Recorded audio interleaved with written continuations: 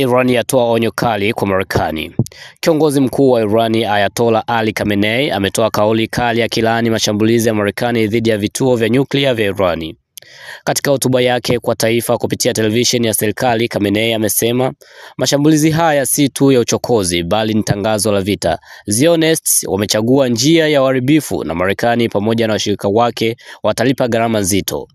Khamenei amesisitiza kuwa Irani haitatetemeka mbele ya vitisho na iko tayari kujibu kwa nguvu zote.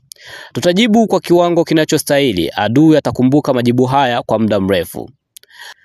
Ameongeza na kusema amefunga milango ya mazungumzo yoyote na Marekani na kutangaza kuwa taifa lake linaingia kwenye kipindi cha mapambano ya wazi dhidi ya ubeberu na ukandamizaji wa kigeni.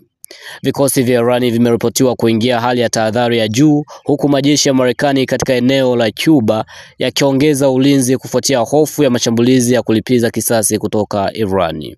Bana, maoni yako ni muhimu hapo sehemu ya comment kulingana na hiki ambacho nimekuletea siku ya leo na hiki ambacho Marekani imekifanya usiku wa kuamkia leo kwa nchi ya Irani. Mtazamo wako ni upi hapo chini sehemu ya comment. Mimi nikuachia nafasi.